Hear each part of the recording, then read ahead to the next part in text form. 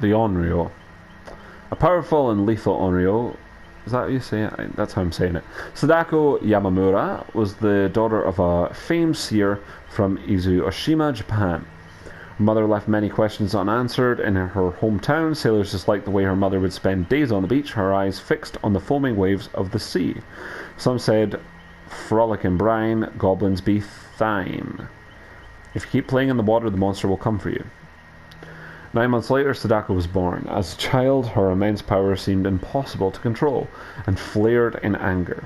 This became apparent when she was unable to control her rage during a public demonstration of her mother's powers.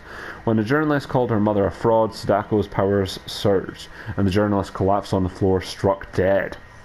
Then everything went wrong. Her mother passed away, and shortly after, Sadako was lured to an old crumbling well. As she leaned over the rim, a long shadow fell over her. She turned, and a sudden jolt of pain hit her over the head, cracking it open. Her vision dimmed, and her mind swirled into unconsciousness. She felt 2 hands pushing her over the rim.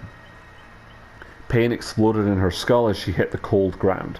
A grinding noise came from above, and the well darkened, all light obscured like a midday eclipse. Every inch of her body screamed in pain. Looking up, she saw the only way out.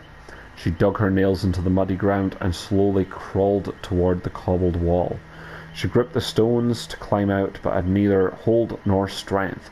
Each time she clawed up a few inches, her nails slid against the wet wall, and she slipped down. Her fingers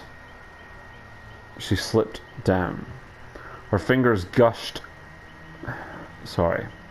Her fingers gushed with blood as the coarse cobblestone tore off her nails and lacerated it in the flesh underneath. And yet, she tried again and again. Decades later, the meadow became a resort, and a log cabin was built above the well. When a visitor rented the cabin, Sadako found an opportunity for revenge.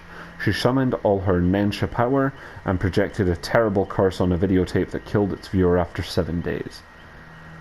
Her wrath was like the tides of a stormy sea, violent and unforgiving. As she plunged into a fury, a dark fog coiled at her feet. The sound of crashing waves echoed through the old stone well. Suddenly a tidal surge came crashing down on the cabin's walls, wrecking its logs into a torrent of mud and filth.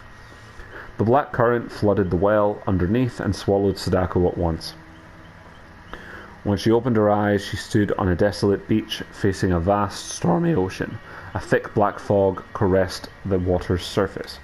Sadako walked into a coming wave and slowly disappeared into the opaque fog.